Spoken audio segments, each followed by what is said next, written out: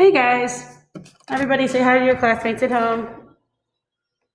Hey, we're tired today still. It's all right. Okay, so looking here, we are getting back into chapter 2, getting back into the swing of things. We are looking at the weaknesses of the articles, and by articles we mean the weaknesses of the articles of Confederation. So the articles give Congress key responsibilities, but put limits on its powers that kept it from effectively enforcing laws and policies. And you see this. You see the word effectively enforcing. What branch of government enforces the laws? Enforces the laws. Do you know? The executive, exactly. Did the Articles of Confederation even have an executive branch? No! They had one branch of government, and it was the legislative branch. So they're sitting there confused as to why nobody's listening to their rules and their laws, and why no one's respecting their powers. Meanwhile, they don't even have an executive branch. They are so afraid of the idea of an executive or a single person in charge or in power. They didn't want an executive at all. They didn't want an executive branch. They didn't want a president. They said, let's just do Congress, and we'll just work with that. Didn't last for long. Without an executive branch, the national government lacks the means to carry out Congress's laws, carry out, enforce, same thing. Without a national court system, Congress had to rely on the state courts to apply national laws and to settle disputes. National court system. What's our national court system? What branch of government is this? The judicial branch. Excellent. We didn't have a judicial branch. We had to rely on the state courts to handle applying national laws. And most importantly, a million stars next to this one, the Articles denied Congress the power to tax. The Articles denied Congress the power to tax. If you want this government to be able to, act on its own and function, it needs funds, it needs money. It was difficult to raise the funds or repay debts that they acquired after the Revolution, right? We know that wars are expensive. The American Revolution was no exception to that. They had to pay back the debts for the American Revolution. They couldn't because Congress didn't have the power to tax. It was a national war. So the debt is national. The national government consumes the debt. Now, because Congress doesn't have the power to tax, Congress said, okay, states, you can give me money, you can pay taxes as you choose and as you see fit. The states didn't give them money. So, they also lacked the authority to regulate trade. So business between states was all messed up. The national government had the power to coin money, but the states had the power to do it too. So there are all different forms of currency flying around.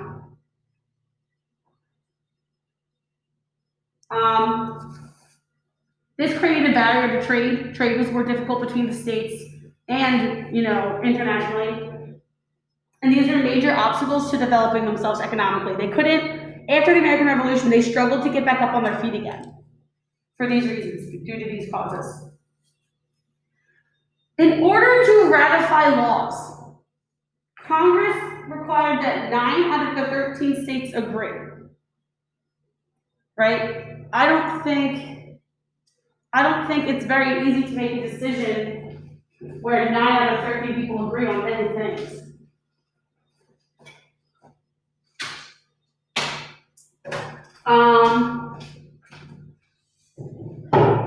If one state said no, they didn't agree, they rejected the idea, then they couldn't change anything in the Articles of Confederation. They couldn't, if one state said that they did not support an idea, they could not change the Constitution. Well, the Articles of Confederation, I'm sorry. And this weakened Congress's ability to act swiftly and decisively, because at that point, if one person disagrees, the entire plan dies. and they start from scratch and do something else if one state disagreed. It was so, at this point, it's really hard for the national government to do anything. The states wanted it to be this way, though. The states wanted it to be this way because they were afraid of the national government getting too much power. So their purposeful attempt to make the Articles of Confederation weak actually didn't end up working out for them.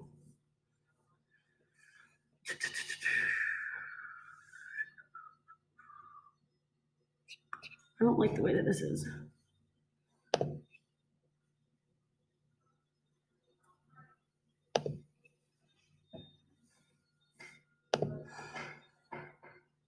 There we go.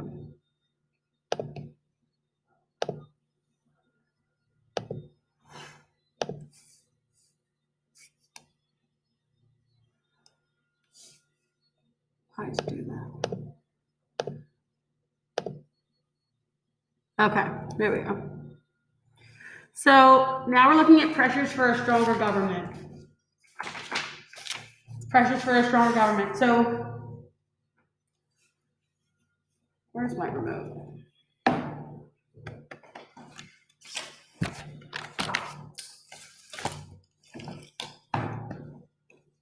It's weird. You guys see my remote anywhere for the projector? Is that it? Yes, it is. Right in front of me. Thank you. See if I can zoom. There we go. Perfect. So the United States was now an independent nation, and this was secured with a treaty in Paris. It's an independent nation now, free from Great Britain, but they're facing a range of challenges that the national government was ill-equipped or not ready or capable of meeting. And the shortcomings of the government created by the Articles of Confederation would lead to calls for a new plan of government. So basically we see that now we're an independent nation and we have the right to make our own laws and to carry out business per usual, but our government's very weak. And so we need a stronger government. The Northwest Ordinance.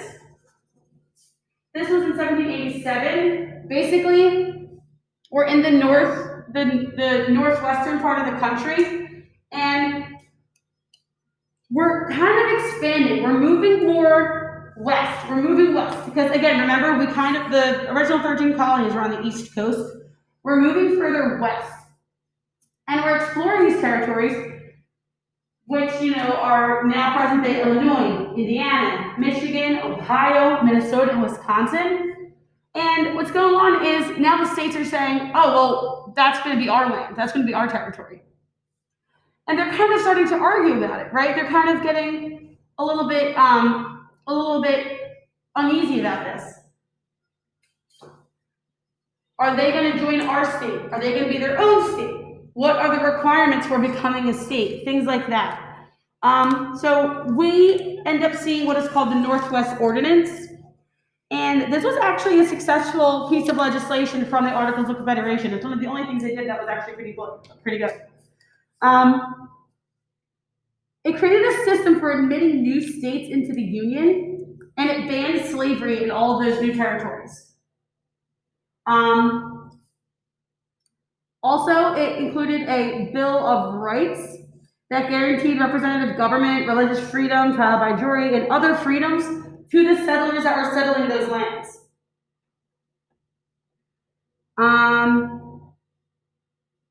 And guys, this Northwest Ordinance lasted and served as the basis for settling West for 125 years. It's a long time.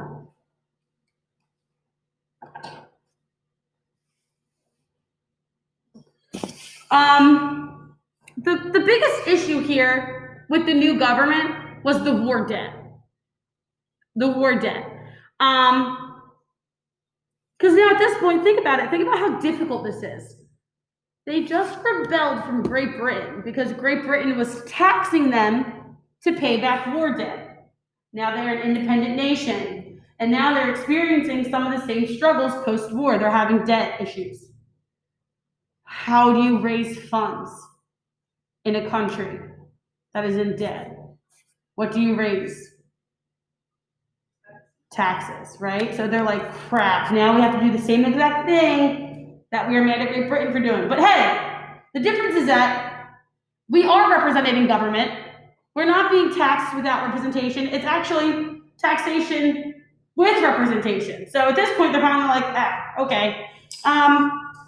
Congress tries to approve a tax on imports, but it was never ratified because it takes forever to get anything ratified because they need 9 out of the 13 states to agree on something, which is nearly impossible. So at this point, a post-war depression strikes. People are poor, they're struggling, and states are pursuing their own interests. And basically what's happening is, at first they were this cute little new country with a union. Remember that image that Benjamin Franklin drew of the snake that was attached? It's now the Sixers logo. Well, now instead of it being 13 colonies or 13 states working together, now there are independent nations that are kind of fighting against each other. They're pulling against each other. Because the Articles of Confederation basically was a friendly union among the states. Now, the issue with that is that each state also had the right to make treaties with foreign countries, declare war, things like that. And because they were sovereign, they had their own independent rights. And the national government didn't have enough power to kind of, help regulate this relationship, help ease this relationship.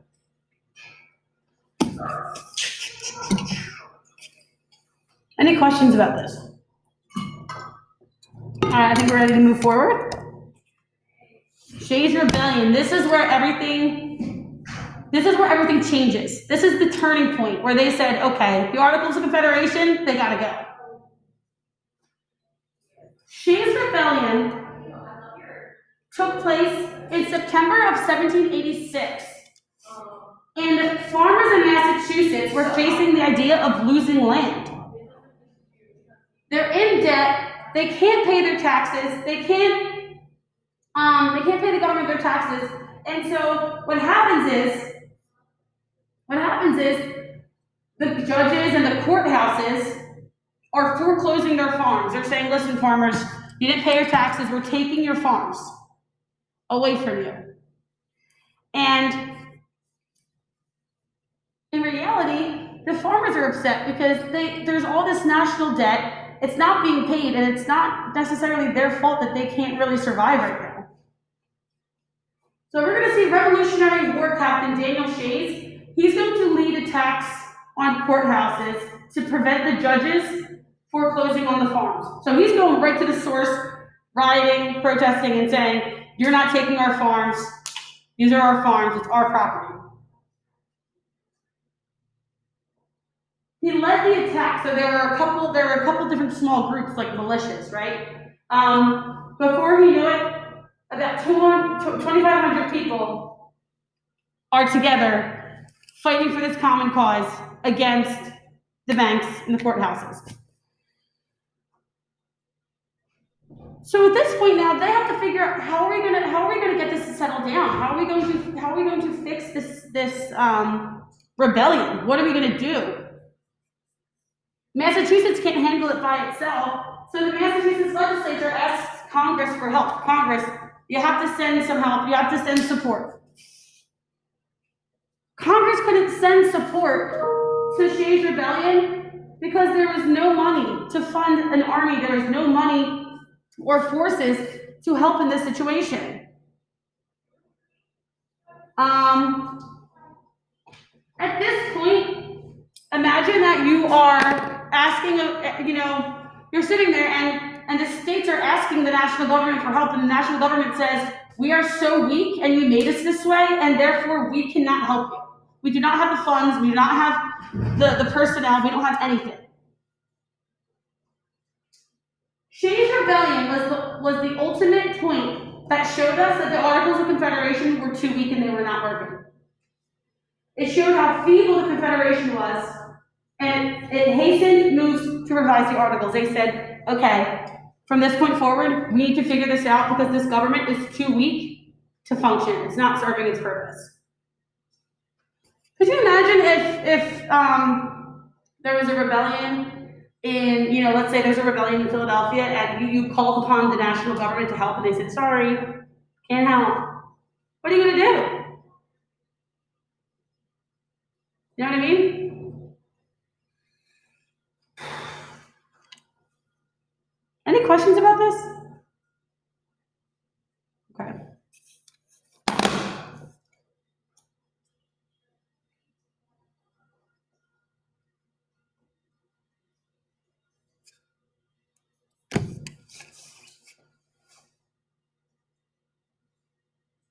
Yeah. Can you just go back to the last slide first?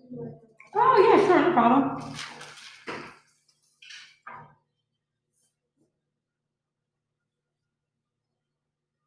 You guys still copying this stuff up here? Okay. Did anybody have any questions about either of these things? The Northwest Ordinance was for settling the land northwest of the East Coast, right? Because they were exploring and gaining more territory. And then it ended up being, the system for admitting new states to the Union, getting new states. Because obviously we have more than 13 now.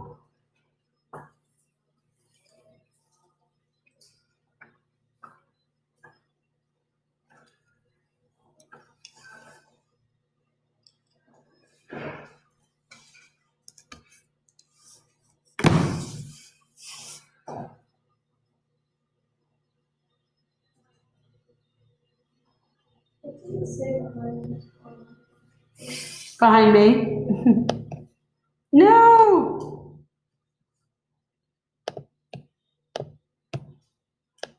"13 sovereignties pulling against each other." Maybe that's where I'll live. I'll live up there.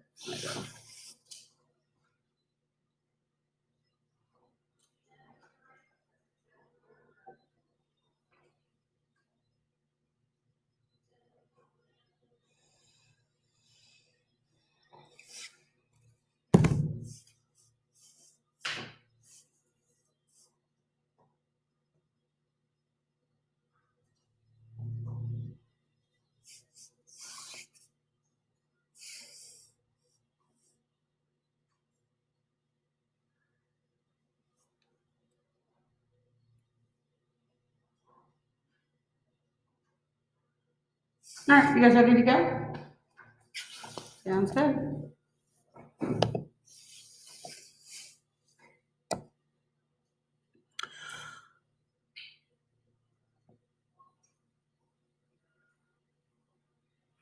Do you have these notes from is this where we picked up? Did you guys have to do these notes for a video? These weren't the notes? Okay, I was gonna say, I'm like, no.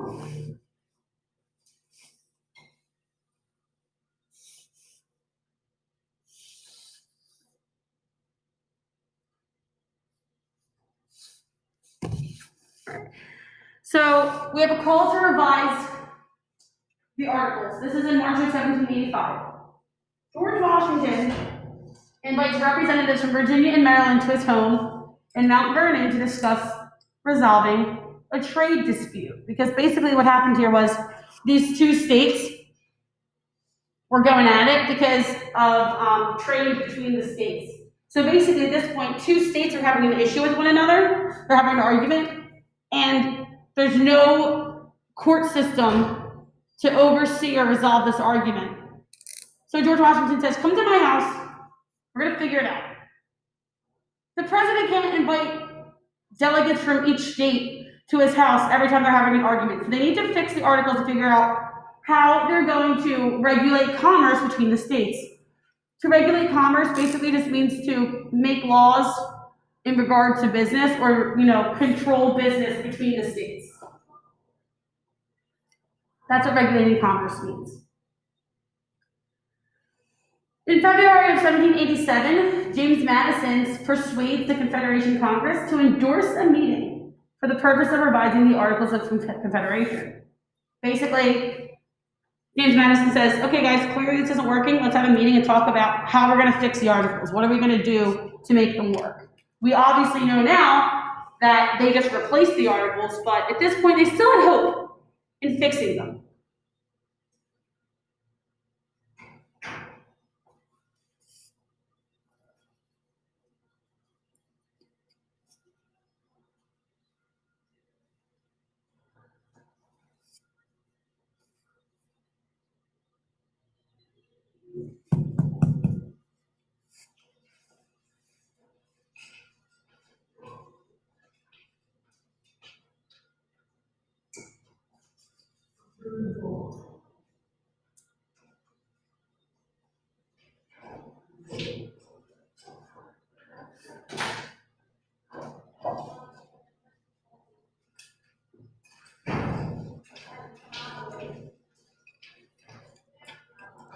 Give you guys a couple more seconds, jot down these notes.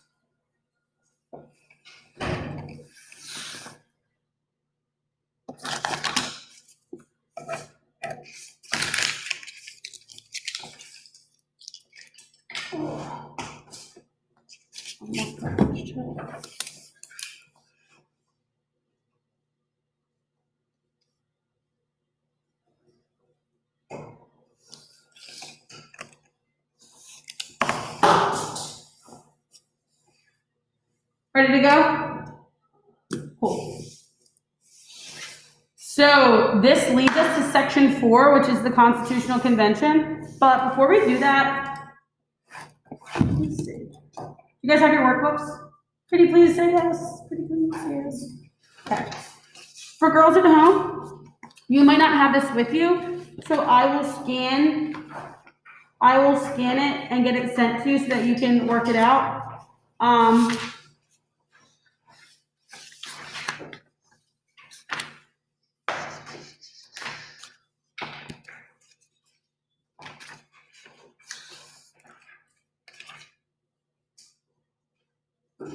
Okay. You guys can do pages 18 or 19. Did you do pages 18 or 19? 18, not 19. You did 18, not 19. Okay. I want you to look at 19 and 20, and you can do it with a partner. 19 and 20, you can do it with a partner. So basically, you don't really move your desk to scooch up next to somebody. What you can do is, for example, you can turn yours around, but you want to maintain at least 4 tile squares between you. Like, you two would be fine. You could just move your desk like that. You could sit here. You could sit over there, whatever you want to do. Actually, you could sit right here and then just move this desk like this. Alright? So, do that, just so we can give ourselves a break from taking notes.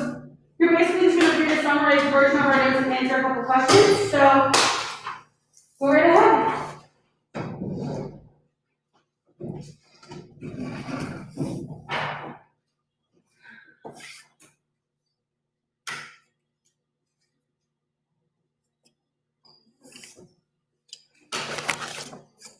So, and yes, again, this is pages 18 and 19.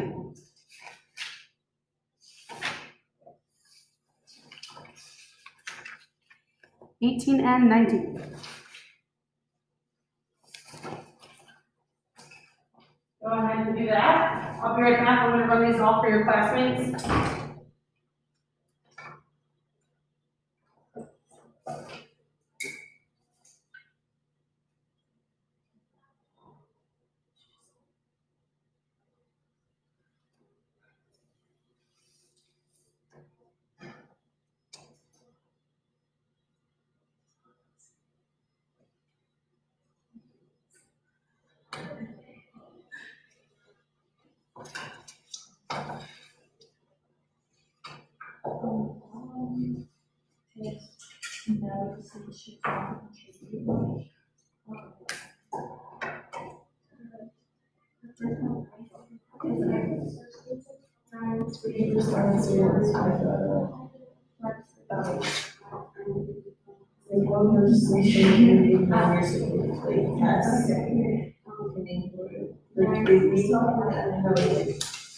Most of the states have political freedom, really change anything.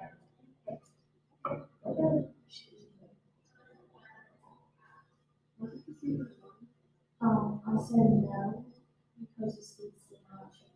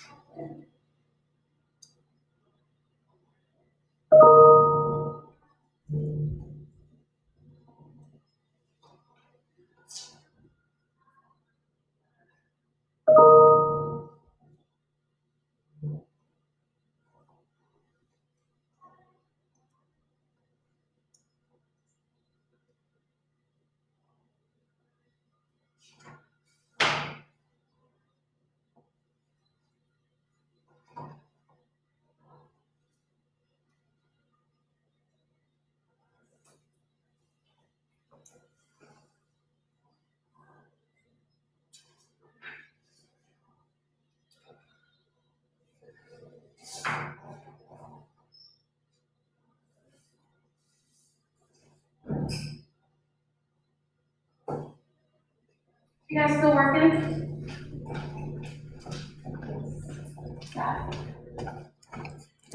I'm gonna scan these over to your girls, for girls at home. If you don't have your workbook, I am going to attach a PDF of the workbook so you can complete it. You don't have to submit it anywhere, but make sure you get it done, so this way you're just on the same page as everybody else in the class that's in here.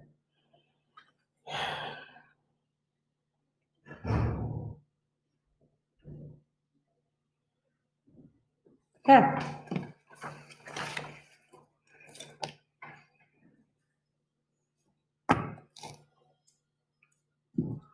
And we're still working? Or we might be ready?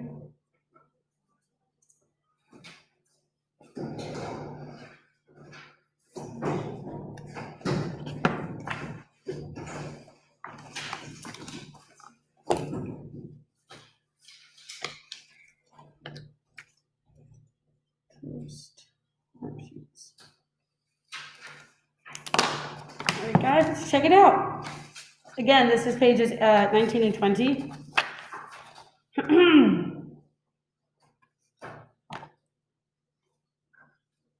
How would legislation pass in the new Congress according to the Articles of Confederation? Now, 9 states had to approve it, and then if they wanted to change it, 13 states had to, like, approve the change. okay. Hang on, I'm gonna open up the actual PDF.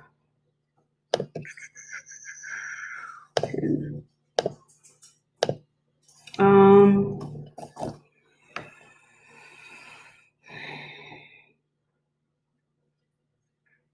okay. I'm sorry, what did you say? 9 states had to approve the legislation. Awesome. Yep, They want to change it, 13 states had to approve it. excellent, great. So in order to propose a law, right, 9 out of the 13 states had to approve of it, and then to change it, 13 out of 13 had to agree. Good. And it was so difficult to pass and change laws because they wanted to limit the power of the central government. They wanted to make sure that the central government couldn't just change the rules whenever they wanted to. They wanted to secure the democratic foundations that kind of led the country. Did the new national government successfully raise money? Explain. Go ahead. No, because it had no formal way of raising money and states chose not to contribute. Excellent. They had no formal way of raising money because they had no power to tax. And it was up to each state individually to contribute money to the national government. They could contribute funds as they saw fit. And they never did. So the answer to that question is no. Congress did not have the power to tax, did not have the power, and with that being said, did not have the ability to raise funds successfully. And lastly, what happened in Massachusetts that further highlighted Congress's weaknesses? And at this point, guys, Congress is Articles of Confederation, because it's only one, it's just the one unicameral legislature for the central government. But to answer this question, what happened in Massachusetts that further highlighted Congress's weaknesses? Go ahead. Shays Rebellion, right? That's going to serve as the turning point away from the articles and towards revising them. Okay, awesome. Good job with that. What time is class over? At this moment in time? All right. Oh my goodness, we covered everything I wanted to. What a great day. All right, guys, good job.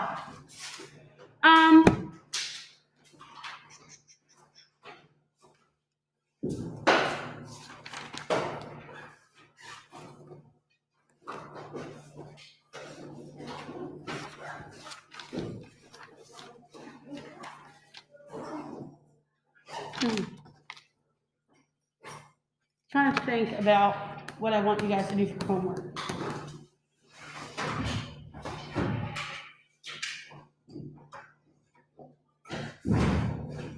When you guys read, when you guys read for your virtual classwork at home and you read this section, is that a lot? It's not a lot? Okay. What I'm going to do tonight is I'm going to have you read half of it, and then you can read the next half tomorrow just to break it up. So tonight you'll probably read 2 pages, but don't worry about it. You can check Teams and find the assignment there, okay?